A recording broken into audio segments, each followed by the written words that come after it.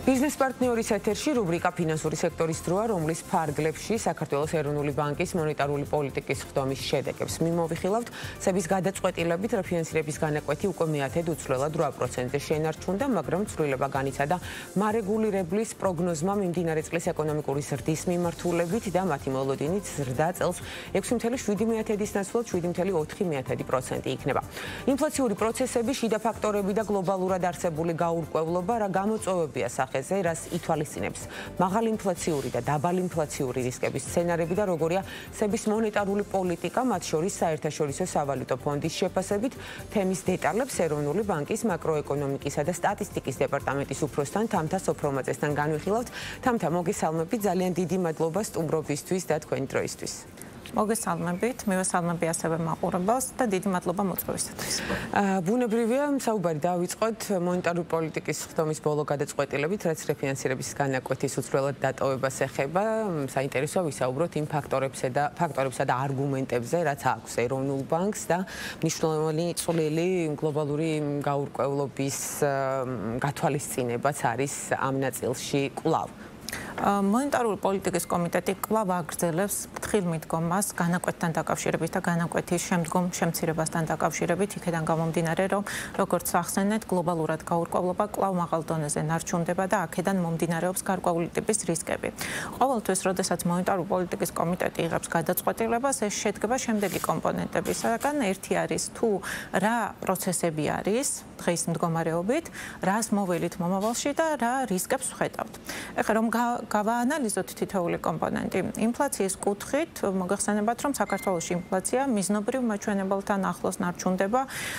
ბოლო მდგომარეობით, ივნისის მდგომარეობით 4% იყო, მიზნობრივი მაჩვენებელი არის 3%. მიზნობრივ მაჩვენებელთან შედარებით ზომიერი ზრდა 4%-მდე ძირითადად განპირობებული არის დაბალი ბაზით, იქედან გამომდინარე, რომ წინა წელს საკმაოდ დაბალი იყო ინფლაცია, მოგეხსენებათ, გასულ წელს საშუალოდ 1.1% იყო ინფლაცია და ასევე საერთაშორისო ბაზრებზე, სურსათის ნედლეულზე, გარკვეულ ნედლეულზე არის ფასების ზრდადი ტენდენცია, რაც ასევე გადმოეცემა ადგილობრივ ეკონომიკას. რაც შეეხება ინფლაციის პროგნოზს, წინა პროგნოზთან შედარებით ინფლაციის პროგნოზი უცვლელი დარჩა და საშუალოდ 25 წელს 3.8% იქნება. მიმდინარე მდგომარეობაც ფაქტიურად მიუყვება იმ ცენტრალურ სცენარს, რაც ჩვენ წინა კომიტეტის წინა პროგნოზის დროს აპრილის თვეში გამოვაქვეყნეთ. მოსალოდნელი იყო, რომ დაბალი ბაზის გამო ძირითადად ინფლაცია სამიზნე მაჩვენებელთან შედარებით ზომიერად გაიზრდებოდა, თუმცა შემდეგ დაუბრუნდება მიზნობრივ 3%-იან მაჩვენებელს.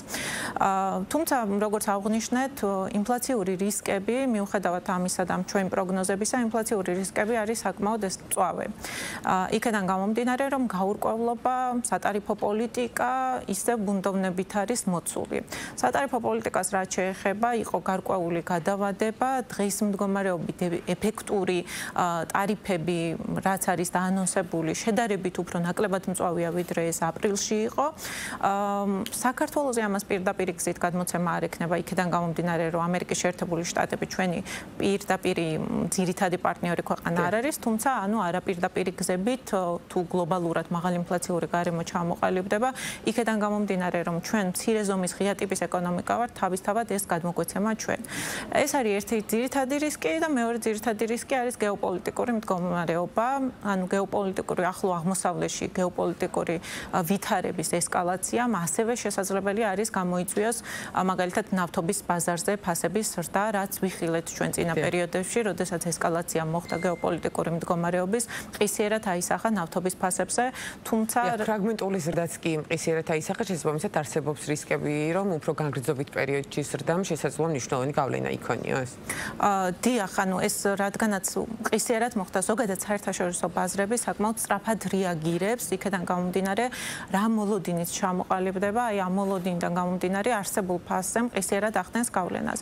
მიუხედავად იმისა, რომ ეს დაძაბულობა და ეს ესკალაცია იყო საკმაოდ მოკლევადიანი და რამდენიმე დღის განმავლობაში გაგრძელდა, აისახა, თუმცა მაშინ, როდესაც მოგვარდა და შესაბამისად აღარ იყო ესეთი მყისიერად დასტაბილურდა და თუ ვთქვათ, ისევ მოხდება რეესკალაცია ამ სიტუაციის, ეს ასევე მოსალოდნელი არის, რომ აისახოს ნავთობის ბაზარზე.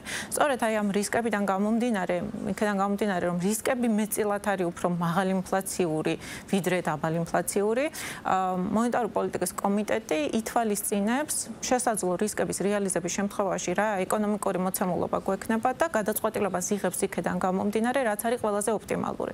ნებისმიერი რისკის რეალიზების შემთხვევაშიც, რომ ეკონომიკური მდგომარეობა იყოს სტაბილური საქართველოში. სწორედ აი ამ მიდგომამ განაპირობა ის, რომ ბოლო წლების განმავლობაში საკმაოდ ესეთი როგორც გეოპოლიტიკური დაძაბულობა არის, გლობალური ეკონომიკის გამოწვევა, ასევე თუნდაც სატარიფო ომი და ასე შემდეგ და ზოგადად მაღალი ინფლაციური გარემოც ბოლო წლებში სახეზი არის გლობალურად.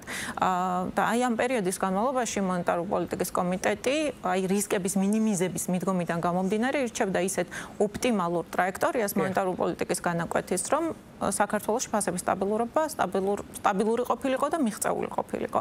და სწორედ ამ მიდგომამ განაპირობა ის, რომ ჩვენთან 2023 წლის დასაწყისიდან ინფლაცია მიზნობრივი მაჩვენებლის ქვემოთ იყო, ეხლა ისევ ახლოსაა, თუმცა ზომიერად არის გაზრდილი. პროგნოზს მიყვება და ამავე პროგნოზით საშუალოდ 3.8% იქნება და 2026 წლის დასაწყისში დაუბრუნდება მიზნობრივ 3%-იან მაჩვენებელს. კი ბატონო, მონეტარული პოლიტიკის მიდგომა ფრთხილი ნარჩუნდება კვლავ, არ შეცვლილა ინფლაციის პროგნოზი, მაგრამ შეიცვალა პოზიტიურისკენ ეკონომიკური ზრდის პროგნოზი 6.7-დან 7.4%-მდე, როგორც უკვე აღვნიშნეთ. საინტერესოა ვისაუბროთ ამ ნაწილშიც ფაქტორებზე და არგუმენტებზე, რამაც სეფს კონსერვატული მიდგომის მიუხედავად უბიძგა ამ გადაწყვეტილებისკენ. მთავარი ფაქტორი არის ის, რომ რეალურად ჩვენ რასაც ვხედავთ 2025 წლის პირველი ნახევრის განმავლობაში, საკმაოდ ყარი და მედეგი არის მაღალი ეკონომიკური აქტივობა. თქვენ დასაწყისში, გადაცემის დასაწყისში აღნიშნეთ, რომ სწორედ დღეს გამოქვეყნდა ასევე ივნისის მონაცემი და საშუალოდ 2025 წლის პირველ ნახევარში ეკონომიკური ზრდა იყო 8.3.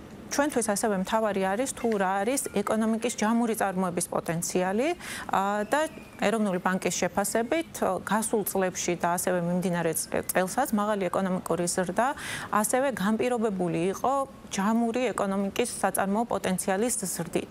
კერძოდ ბოლო წლების განმავლობაში მოხდა გარკვეული სტრუქტურული ცვლილებები ეკონომიკაში. ძირითადად გადანაცვლება მოხდა ისეთი ტიპის სექტორებში, რომელიც უფრო მაღალ პროდუქტიულია და უფრო მეტ დამატებულ ღირებულებას ქმნის ეკონომიკისათვის.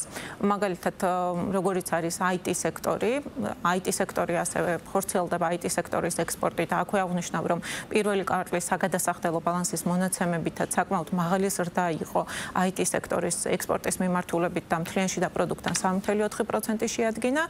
ეს არის ერთ-ერთი მთავარი განმაპირობებელი ფაქტორი.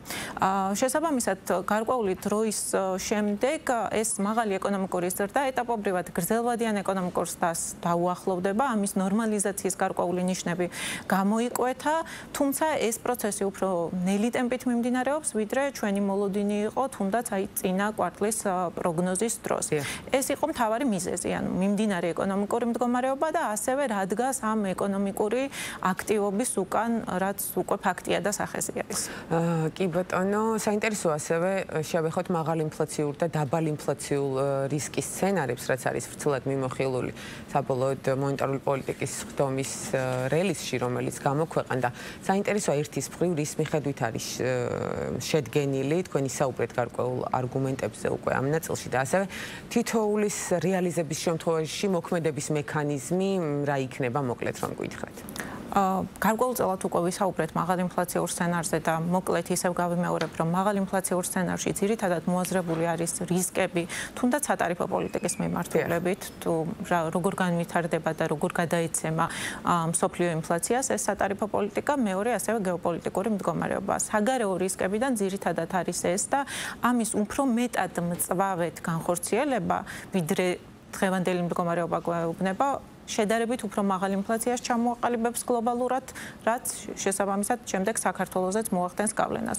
თუმცა აქვე მინდა აღვნიშნო, რომ ცენტრალურ სცენარშიც რა თქმა უნდა ეს მდგომარეობა სატარიფო პოლიტიკის მიმართულებით, ასევე გეოპოლიტიკური მდგომარეობის მიმართულებით რაც არის, ეს ასევე უკვე არის ასახული, თუმცა მაღალ ინფლაციურ სცენარში შედარებით უფრო მწვავედ, მოსალოდნელზე უფრო მწვავედ განვითარებას მოვიაზრებთ მოვლენების. ამ შემთხვევაში შედარებით უფრო მაღალი ინფლაცია ჩამოყალიბდება და ეროვნული ბანკი მზად არის იმისთვის, რომ თუ გლობალური ეკონომიკური მდგომარეობა და მათ შორის საქართველოში ამ სცენარის მიხედვით განვითარდება, გამკაცრება პოლიტიკის განაკვეთის დადს მოუწევს ამ შემთხვევაში, მაღალი ინფლაციური რისკების რეალიზების შემთხვევაში. თუმცა მეორე მხრივ უნდა აღვნიშნოთ ისეთ, რომ რისკები მხოლოდ მაღალი ინფლაციური არ არის, ასევე შესაძლებელი არის უფრო დაბალი ინფლაციური სცენარიც განვითარდეს. ამის მაგალითი არის გლობალურად სუსტდება დოლარი და მოსალოდნელზე უფრო დიდხანს გაგრძელდა ეს პროცესი და თუ ეს პროცესი მომავალშიც ესე სუსტი დოლარი გლობალურად შენარჩუნდება, ეს რა თქმა უნდა ჩვენზეც გაცვლითი კურსის არხით ინფლაციაზე მოახდენს გავლენას და ინფლაცია შედარებით შეამცირებს. ასევე ჩვენ ვისაუბრეთ ეკონომიკურ აქტივობაზე და თუ ეკონომიკური აქტივობა რადგანაც მაღალ პროდუქტიული სექტორებიდან მოდის, თუ ეს პროცესი ხანგრძლივად შენარჩუნდა მომავალშიც, ამასაც გარკვეული დისინფლაციური ეფექტი ექნება, იმიტომ რომ როდესაც საწარმოო პოტენციალი იზრდება, შესაბამისად ამას ფასებზე დისინფლაციური ეფექტი აქვს. ეს არის ორი ძირითადი რისკის სცენარი და ამ რისკების ანალიზიდან გამომდინარეც და თუ რა იყო ოპტიმალური ქცევა მონეტარული პოლიტიკის კომიტეტის მხრიდან, ეს იყო უცვლელად დატოვება ამ ეტაპზე, დავაკვირდებით მიმდინარე მოვლენებს და შემდგომ სხდომებზე თუ რომელი სცენარი იქნება უფრო რეალისტური, იქიდან გამომდინარე მიიღებს კომიტეტი გადაწყვეტილებას. და ასევე ალბათ ამ ნაწილში მნიშვნელოვანია თქვენ ახსენეთ შესუსტებული დოლარი და ლარის კურსის მყარი პოზიცია და სტაბილურობაც ვახსენოთ, რაც სხვათა შორის საერთაშორისო სავალუტო ფონდის მიერაც იქნა აღნიშნული და მათ ხაზი გაუსვეს ამ ფაქტორს. ამ ნაწილში სტაბილურობა შენარჩუნდება, როგორია თქვენი პოზიცია? ზოგადად ანუ გაცვლითი კურსი, იქიდან გამომდინარე რომ მცირე ზომის ღია ტიპის ეკონომიკა გარკვეულწილად ძალიან ბევრ ფაქტორზე არის დამოკიდებული. ერთ-ერთი ყველაზე მნიშვნელოვანი არის თუ როგორი იქნება მაკროეკონომიკური ფუნდამენტური ფაქტორები. როდესაც მაკროეკონომიკური ფუნდამენტური ფაქტორები არის ძლიერი, ეს პოზიტიურ გავლენას ახდენს გაცვლით კურსზე. ამ მიმართულებითაც რასაც ვაკვირდებით, უკვე ვახსენეთ საგადასახდელო ბალანსის პირველი კვარტალის მონაცემები, მეორე კვარტალის მონაცემებზე გარკვეულ ინდიკატორებზე წინასწარი მონაცემები, რაც არსებობს როგორც საქსტატის, ასევე ეროვნული ბანკის მხრიდან, არის ის, რომ ტურიზმიდან მიღებული შემოსავლები მეორე კვარტალში 5%-ით გაიზარდა, იზრდება ფულად იქსავნილები დაახლოებით 12%-ით არის გაზრდილი, ექსპორტიდან მიღებული შემოსავლები მეორე კვარტალში მზარდი არის, მაშინ როდესაც იმპორტის და შედარებით სუსტი არის. აქედან გამომდინარე საგარეო შემოდინების და გადინების ბალანსის კუთხით საკმაოდ პოზიტიური ტენდენციები არის, რაც თავისთავად აისახება გაცვლით კურსზე და ამას დამატებით ხელს უწყობს დოლარის გლობალური შესუსტება. ყოველთვის ანუ გაცვლითი კურსი, იქედან გამომდინარე რომ ცურავი გაცვლითი კურსის რეჟიმი გვაქვს, დამოკიდებული არის მაკროეკონომიკურ ფუნდამენტურ ფაქტორებზე, რაც დღის მდგომარეობით, როგორც ხედავთ, არის საკმაოდ ძლიერი. და ამ ყველაფერს უკვე საკმაოდ გრძელვადიანი ეფექტი აქვს, რაც არის საზოგადოებისთვის დიდი ნაწილისთვის მნიშვნელოვანი და მისასალმებელი. რა თქმა უნდა, საერთაშორისო სავალუტო ფონდი ვახსენეთ ჩვენ და თქვენი ბოლო სტუმრობა ჩვენი რუბრიკის ფარგლებში შეეხებოდა სწორედ მეოთხე მუხლის მისიის ფარგლებში, მათ ვიზიტს საქართველოში.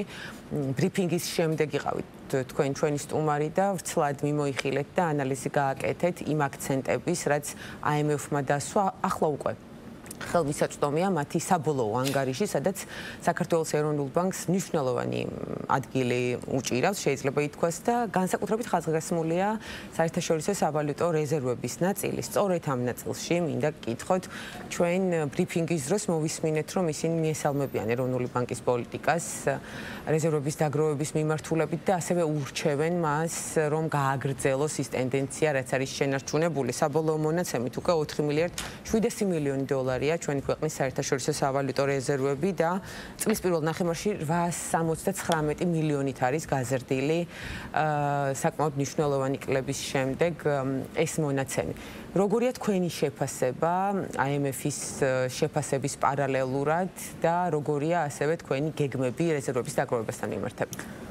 საერთაშორისო სავალუტო ფონდის შეფასებები, რაც ეხლახანს გამოქვეყნდა რამოდენიმე დღის წინ სრული რეპორტი, სრულად თანხვედრაში არის ეროვნული ბანკის პოლიტიკასა. მათ დაასახელეს, რომ ერთ-ერთი პრიორიტეტი, რაც უნდა დარჩეს ეროვნული ბანკის, ეს არის რეზერვების დაგროვება და ჩვენ ამ პოლიტიკას მივყვებით წლის დასაწყისიდან კერძოდ აი ამ მაკროეკონომიკური მდგომარეობიდან გამომდინარე სავალუტო ბაზარზე არის შესაძლებლობა იმისთვის, რომ რეზერვები დავაგროვოთ, როგორც თქვენ აღნიშნეთ, ივნისის ბოლოს პირველი ნახევრის მდგომარეობით ეროვნულმა ბანკმა საერთაშორისო რეზერვები უკვე 879 მილიონით შეავსა. და თავისთავად ცოტათი დაგვიანებით ვხვდებთ ჩვენ სტატისტიკას ინტერვენციების მიმართულებით და ივლისის ინტერვენციების შესახებ აგვისტოს ბოლოსთვის გახდება საზოგადოებისთვის ცნობილი. ეს არის ჩვენთვის ყოველთვის ერთ-ერთი პრიორიტეტი, იქედან გამომდინარე, რომ სავალუტო რეზერვი ეს არის მაკროეკონომიკური სტაბილურობის გარანტორი.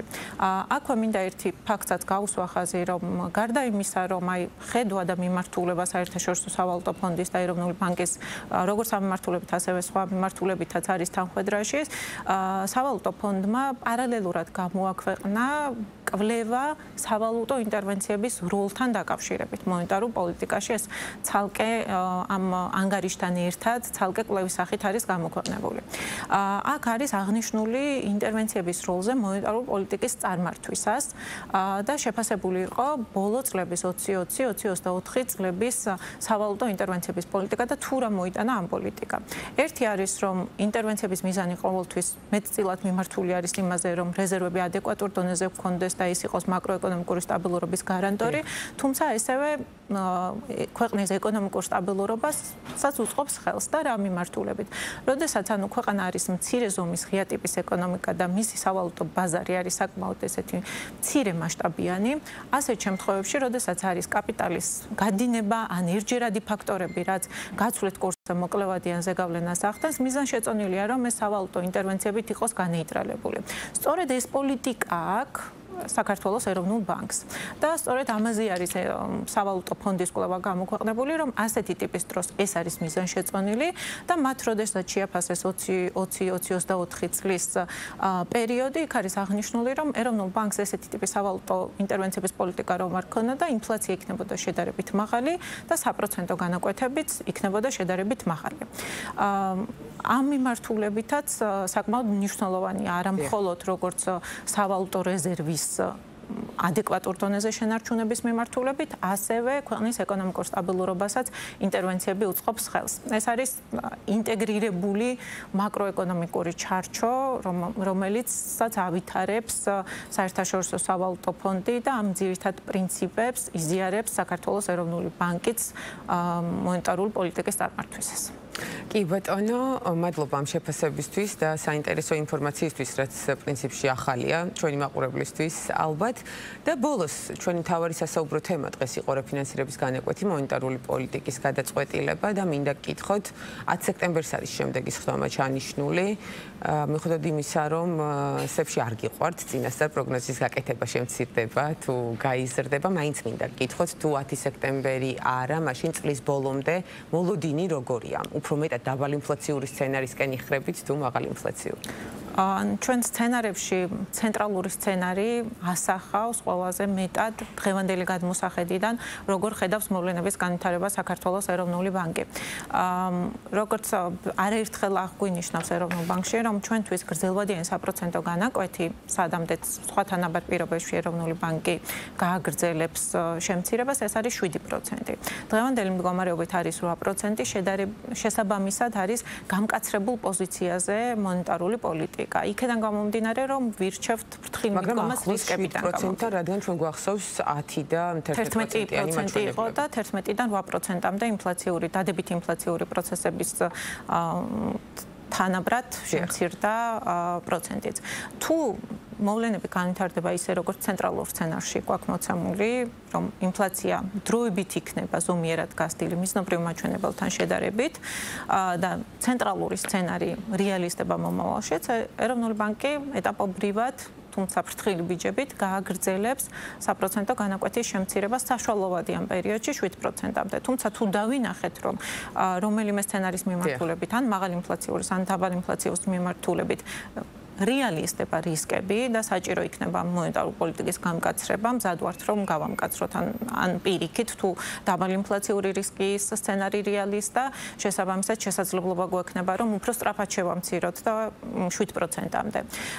საბოლოო ჯამში მთავარი არის ის, რომ ფასების სტაბილურობა, რაც არის მაკროეკონომიკური სტაბილურობის საფუძველი, ეს იყოს უზრუნველყოფილი და ეროვნული ბანკის პოლიტიკა, ეროვნული ბანკის თითოეული ნაბიჯი მიმართული არის იმისკენ, რომ ეს ფასების სტაბილურობა რაც დღესდღეობით და ბოლო წლების განმავლობაში წარმატებით არის მიღწეული საქართველოში, ეს მდგომარეობა შენარჩუნდეს.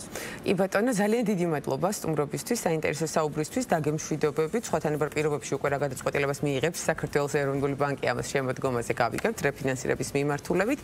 დაგემშვიდობებით და გელოდებით ახალი სეზონიდან, რა თქმა უნდა, სიახლეებით ჩვენთან სტუდიაში. მაყურებელს შევახსენებ, ჩვენი სტუმარი იყო თამთა სოფრომაძე, საქართველოს ეროვნული ბანკის მაკროეკონომიკისა და სტატისტიკის დეპარტამენტის უფროსი.